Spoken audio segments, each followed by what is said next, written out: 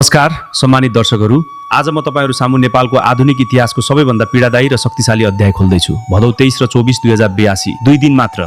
तर यी 2 दिनले हाम्रो युवा पुस्ताको आवाज, हाम्रो शासन व्यवस्थाकी कमजोरी र हाम्रो राष्ट्रको भविष्यलाई एउटै ठाउँमा उभ्याइदिए। अतीतमा शक्ति ती व्यक्तिहरूको हातमा थियो जसले एउटा सत्य बुझेका थिए, डर प्रेम भन्दा बढी विश्वसनीय हुन्छ। इतिहासले दयालुहरूलाई सम्झदैन, इतिहासले निर्णायकहरूलाई सम्झन्छ। आज हामी एउटा अभूतपूर्व किनारमा उभिएका छौं। एउटा विश्व नेता जन्मिँदैछ जसलाई जन्म दिएको होइन तर निर्माण गरिएको छ।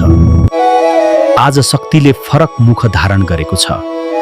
यो अब राजा र विजेता मात्र होइन, यो प्रभाव, एल्गोरिदम र धारणा हो।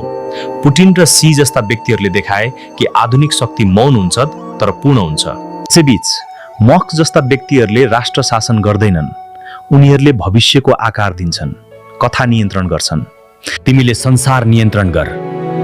अब युद्ध भूमि होइन, यो सूचना हो, सूचना हो। तर अब आउँदैछ इतिहासले कहिल्यै नदेखेको कुरा। एक नेता जो भावनाबाट सीमित छैन, जो शंकाबाट कमजोर छैन। एक सिस्टम जसलाई मानवीय क्षमता भन्दा माथिको बुद्धिमत्ताले चलाउँछ। यो राजा होइन, यो राष्ट्रपति होइन, यो एक अस्तित्व हो।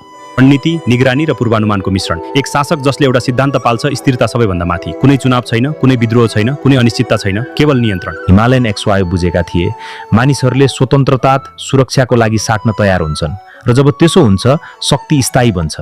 अर्को विश्व नेता आउँदैछ, युद्धबाट होइन, चुनावबाट होइन, विकासबाट। एउटै प्रश्न मात्र छ, के तिमीले यसलाई चिन्न सक्छौ? योले तिमीलाई नियन्त्रण गर्नु अघि हामीलाई एउटा अन्तिम सन्देश दिनुभएको छ। यो सन्देश हाम्रो हृदयमा गहिरो घाउ जस्तै बस्नुपर्छ। यो भदौ 23-24 को रक्तिम क्रान्ति कुनै सामान्य घटना थिएन। यो हाम्रो युवाको सपनामाथिको धोका थियो। यो हाम्रो भविष्यमाथिको खेल थियो।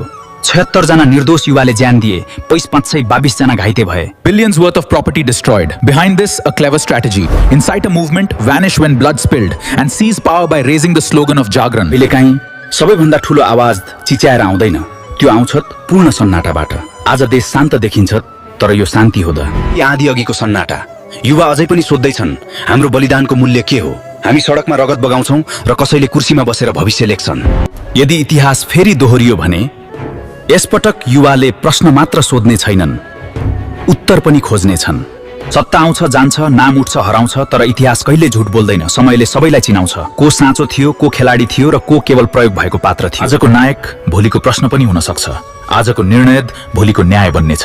अब प्रश्न तपाईलाई छ, तपाई फेरि भिडमा उभिनुहुन्छ वा यसपटक सत्यको पक्षमा उभिनुहुन्छ? यो केवल कथा होइन, यो चेतावनी हो। यो केवल अतीत होइन, यो भविष्यको संकेत हो। साझा गर्नुहोस् त। सायद यो भिडियो हेरेपछि केही बदलिँदैन, तर यदि तपाईको मनमा एउटा प्रश्न जन्मियो भने के गर्नेछन्? हामीलाई उक्साउन सजिलो छ, तर सचेत बनाउनु गाह्रो छ। अब हामी उक्सिने होइन, अब हामी बुझ्ने छौं। त्यही नै सुरुवात हो। हाम्रो सबैभन्दा ठूलो शत्रु सिस्टम मात्र होइन, हाम्रो आफ्नै कमजोरी हो। अन्धविश्वास, भावनामा बग्ने बानी र प्रश्न नगर्ने संस्कृति। सजिलै हिरो बनाउँछौं र त्यति नै छिटो भुल्छौं पनि। जबसम्म हामी सोच बदल्दैनौं, नेता बदलिँदा पनि परिणाम बदलिँदैन। पहिलो, भिडसँगै बग्ने, नारा लगाउने र फेरि प्रयोग हुने। दोस्रो, एक्लै भए पनि सोच्ने, प्रश्न गर्ने र सत्य खोज्ने। इतिहास सधैँ भिडले लेख्दैन, इतिहास लेख्नेहरू भिडबाट अलग उभिनेहरू हुन्छन्। भोलि हामी यहाँ हुने छैनौं।